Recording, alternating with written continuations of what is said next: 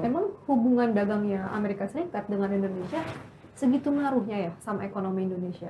Ngaruh banget, Shell. Ibarat kata nih negara yang lagi perang, yang kita tahu kan perang dagangnya Amerika Serikat sama Cina, sama Tiongkok ya kan. Dua negara ini adalah dua negara terbesar mitra perdagangan kita. Artinya, kalau kita punya masalah dagang sama Amerika Serikat, ibaratnya gitu ya, itu akan sangat merugikan. Karena barang-barang yang kita ekspor ke sana itu, khususnya di sektor padat karya, ini tuh gede banget, Shell. Gue baca data lagi ya, Shell ya.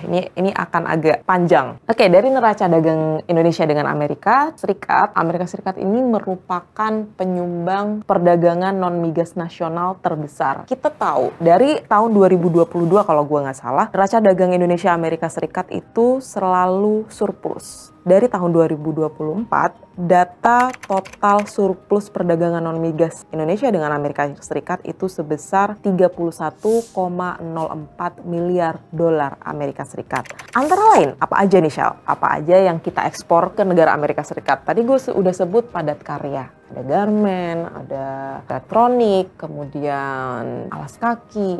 Ini tuh kita saingan sama Vietnam, hampir sama apa yang kita ekspor ke Amerika Serikat. Tapi dengan penerapan tarif resiprokal 32% ini, dikhawatirkan ekspor di produk-produk utama kita ke Amerika Serikat ini akan menurun. Biaya produksinya tinggi, efek dominonya akan panjang. Nanti kalau produksinya turun, PHK akan terjadi karena pekerjaannya juga diminimalisir oleh pelaku usaha. Nah, ini juga akan berdampak cukup berat buat Indonesia, Shell. Nih, kalau berdasarkan data yang dirilis dari Gedung Putih, Shell, bea etanol yang diterapkan Indonesia tuh gede, lumayan gede, yaitu 30% atau lebih tinggi dibandingkan dengan Amerika Serikat yang hanya menerapkan 2,5%. Dari sini udah kelihatan ya, kalau Indonesia itu kayak gede banget nih nerapin pajak buat barang-barang Amerika Serikat gitu. Nah, lebih lanjut, kemudian Trump menerapkan nih apa yang namanya persyaratan penerapan konten dalam negeri atau konten lokal. Yang artinya tuh kalau di Indonesia tuh kayak TKDN gitu, serapan barang-barang yang diproduksi di dalam negeri. Dengan catatan bahwa ini tuh untuk meningkatkan serapan barang-barang yang dihasilkan di dalam negeri atau produksi di dalam negeri. Dan yang paling penting juga, Presiden Trump ini menyoroti proses perizinan impor di Indonesia yang menurut dia itu kompleks. Kayak birokrat kita kan kita tahu ya agak banyak gitu. Jadi itu yang jadi sorotan dari Presiden Trump. Kenapa sih berbelit-belit? Kenapa sih repot banget gitu? Kayaknya kalau mau mengirimkan barang ke Indonesia atau Indonesia impor dari barang-barang Amerika Serikat. Gitu, Shell. Yang jadi pertanyaan gue nih, pasti jadi pertanyaan banyak orang awam juga. Akibatnya apa kalau misalnya Indonesia diterapkan tarif impor 32%?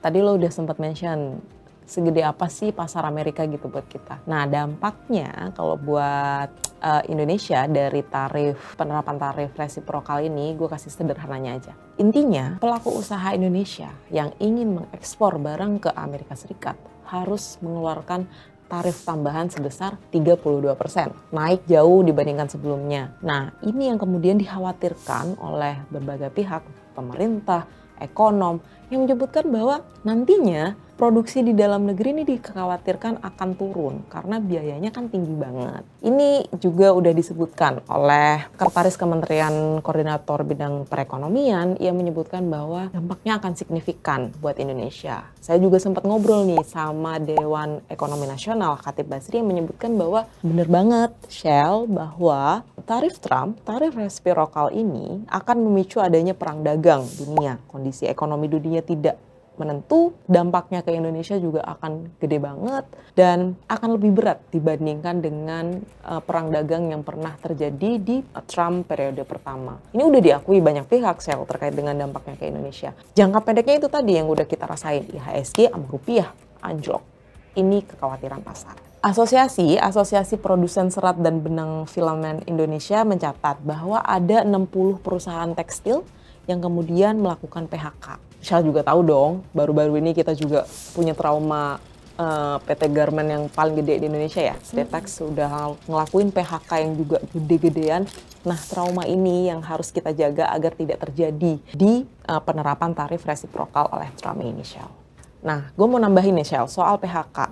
Pemerintah nih kemarin, Presiden Prabowo Subianto tepatnya, kemarin baru aja mengumumkan bahwa pemerintah berkomitmen akan membentuk Satuan Tugas PHK ini untuk merespon adanya dampak dari tarif resiprokal. Jadi nanti sistemnya menurut Presiden ini akan, kalau ada perusahaan yang manajemennya udah terlihat nggak baik-baik saja karena terdampak tarif resiprokal ini, maka pemerintah akan mengintervensi dengan mengutus Satgas PHK itu tadi agar tidak terjadi PHK yang kita khawatirkan itu tadi, Shell. Kemudian dampak secara makronya, ada ancaman resesi ekonomi. Ancaman resesi ekonomi ini sebenarnya jadi khawatiran dunia, Shell, karena nggak cuma Indonesia, bisa terjadi di negara-negara lain juga. Tetapi kalau Indonesia, ini kekhawatirannya terjadi resesi ekonomi Indonesia di kuartal 4 pada tahun 2025, yaitu akhir-akhir tahun lah ya. Nah, Shell, sebenarnya resesi ekonomi ini kita bisa berkaca pada Turki.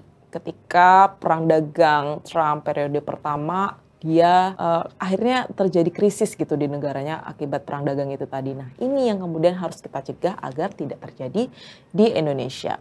Oke, Shell, gue akan kasih sedikit gambaran ya dari beberapa sektor yang kemudian akan terdampak, sektor ekspor atau produk ekspor kita.